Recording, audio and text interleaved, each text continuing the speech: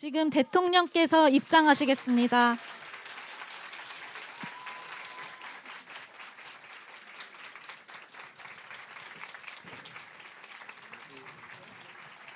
네, 먼저 대통령님 청년 문제에 관심이 많고 특히 이번 주 주간에 청년들을 직접 만나고 있으신데 행사 시작 전에 한 말씀 부탁드리겠습니다. 네, 여러분 반갑습니다. 우리 집에도 사실 여러분과 비슷한 입장의 청년들이 있는데 많이 힘들죠? 대답을 안 하는 거 보니까 대답할 힘도 없는 거예요. 저는 저 뒤에도 보면 우리 기성세대들도 깨어와 계신데 저는 사실 세상 사람들이 말할 때는 정말 힘들게 살았구나 이런 얘기들을 이제 듣기도 합니다. 그런데 요즘의 청년들과 제가 살아왔던 청년 시절을 비교해 보면 명백하게 요즘 청년 세대들이 훨씬 더 어려운 상황입니다. 뭐 여러분도 잘 알겠지만, 그러니까 먹고 사는 물질적인 기초 수준은 되게 높아졌죠. 뭐 밥을 굶지도 않고, 그래도 뭐 생존의 위협을 받거나 뭐 그러지는 않고, 직업의 질의 차이가 좀 있지만 굳이 뭐 구한다면 또 구할 수는 있는데 우리 청년들이 기대하는 수준에 맞지 않다는 점. 근데 결정적인 차이는 그런 것 같습니다. 미래가 희망적이냐. 당장의 상황이 좀 나을지는 몰라도 내일이 오늘보다 나을 거다. 뭐 10년 후, 20년 후, 또 내 자식 세대는 나보다는 더 나을 것이다. 라고 믿어지느냐의 차이 같아요. 우리가 성장하던 시기는 정말로 대한민국이 고도 성장하는 시기였죠. 전 세계에서 이렇게 빨리 산업화된 소위 경제적으로 성장 발전한 나라 대한민국이 유일하죠. 이거 정말 전 세계가 놀랄 일입니다. 엄청나게 빠른 속도로 성장했죠. 그래서 당장은 어려워도 정말 오늘이 어제와는 다르고 내일 모레는 오늘과는 당연히 더 낮게 변했을 거라고 믿어졌어요. 뭐 임금이 몇 년 사이에 2배로 오르고 이랬으니까요. 그리고 우리가 대학을 졸업할 때는 뭐 웬만한 회사에 취직해서 평생 정년이 보장되는 그런 시절이었죠. 그리고 당연히 호봉제에 의해서 뭐 특별히 잘못하지 않으면 월급도 올라가고 뭐 퇴직금도 있고 별로 걱정을 안 했습니다. 중간에 요즘처럼 이렇게 속된 말로 잘릴 염려도 없는 직장이 매우 안정적이었어요.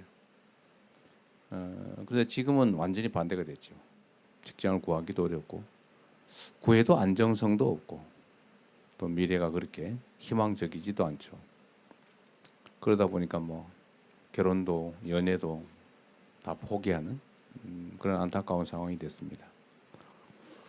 이렇게 된 데는 여러분은 아무런 잘못이 없죠. 우리 기성세대들의 잘못입니다. 이런 점들을 예측하고 충분히 필요한 대책을 만들었어야 하죠. 제가 제일 책임이 크죠. 그래서 이제는 또 새롭게 길을 열어가야 합니다. 그래서 새 정부는 이제 권한이 좀 생겼기 때문에 새 정부가 해야 될 길은 기회를 많이 만드는 거예요. 모든 문제의 출발점은 거기 있다고 봅니다. 제가 최근에 어제 저녁에 이제 청년 관련 정책 논의를 하느라고 수석 보좌관 회의를 했는데 거기 통계 자료 이런 게 있더라고요. 20대 여성의 70.3%는 여성이 차별받고 있다 이렇게 생각하고 20대 남성의 70.4%는 남성이 차별받고 있다 이렇게 생각하고 있어요.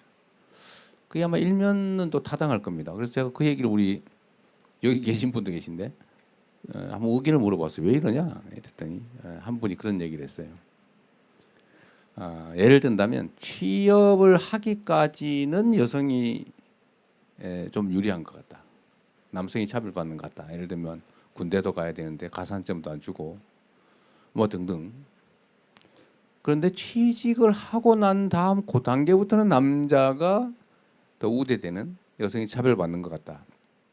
예를 들면 뭐 간부도 별로 없고 상사도 별로 없고 다 남성 중심으로 조직이 돼 있고 시설도 남성 중심이고 어쨌든 유리천정 같은 게 실제로 있는 것 같아서 취직한 다음부터는 여성이 차별받고 취직하기 전에는 남성이 차별받는 것 같다.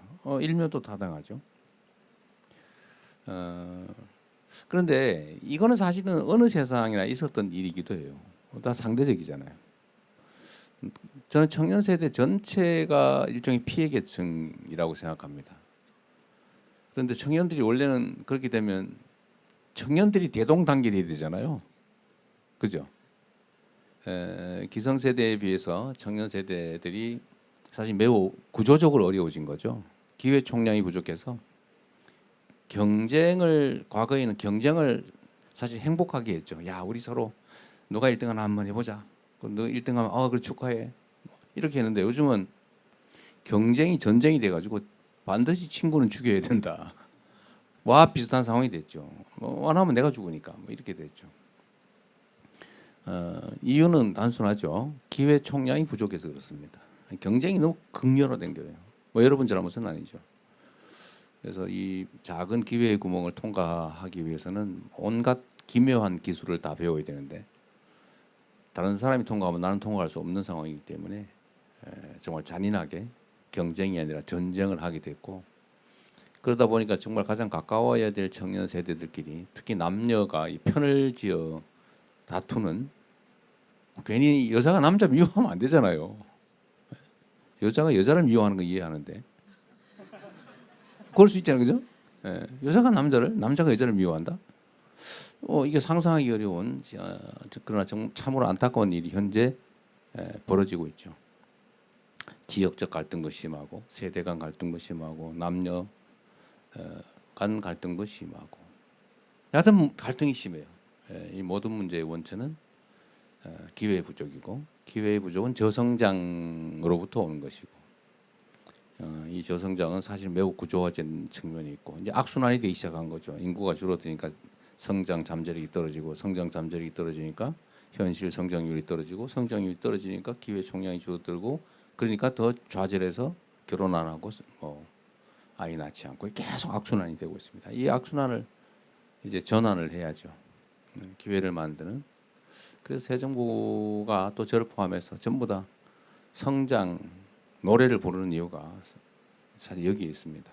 그러니까 여러분께도 함께 더 많은 기회가 있는 그런 새로운 세상을 향해 같이 가도록 하자. 그리고 저는 이게 가능하다고 믿어요. 대한민국 국민들 위대한 국민들이죠. 정말 이 지도를 보면 이 거대한 이 대륙이 귀퉁이에 완하게 붙어 있는데 이렇게 독립 자주국가로서 수천 년을 이어오고 지금도 남들이 보면은 막 정말 위험한 상황, 나라가 망할 듯한 또는 나라가 망한 상황 이런 상황에서도 정말 그 안에 사는 우리 국민들의 백성들의 힘으로 그걸 극복해 오지 않습니까? 극복할 뿐만 아니라 세계에 지금은 자랑할 만한 나라가 돼 가고 있죠. K-팝 이런 거, 예를 들면 K-푸드, K-컬처. 우리가 이제 첨단 기술, 인공지능 이런 분야에서도 주력하지만 사실 문화 부문에서 우리는 또 다른 기회가 있다고 보는데 어쨌든 전 세계가 지금 각광을 하지 않습니까? 그래서 그런 데에서도 기회를 좀 만들고 그래서 새롭게 리셋하고 또 우리가 새로운 각오로 서로 존중하고 이해하고 힘 합쳐서 통합해서 함께 나가면 새로운 길을 열어갈 수 있을 것 같아요.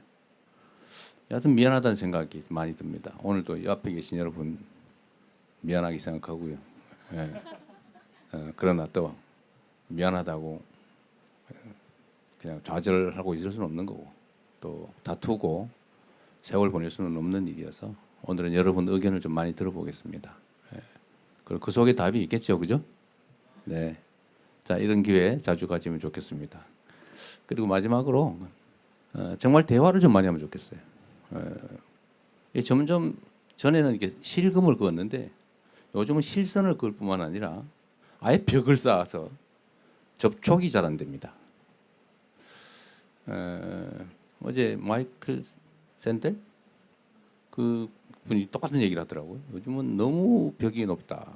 뭐 그런 말씀을 잠깐 했어요. 제가 잠깐 봤는데 근데 우리는 대한민국 국민들이니까 같은 공간 안에 살고 협력해야 되기 때문에 노동자와 기업인들이 청년과 기성세대들이 특히 청년 남성과 청년 여성들이 대화를 많이 하면 좋겠습니다. 네, 고맙습니다. 네, 대통령님 감사합니다.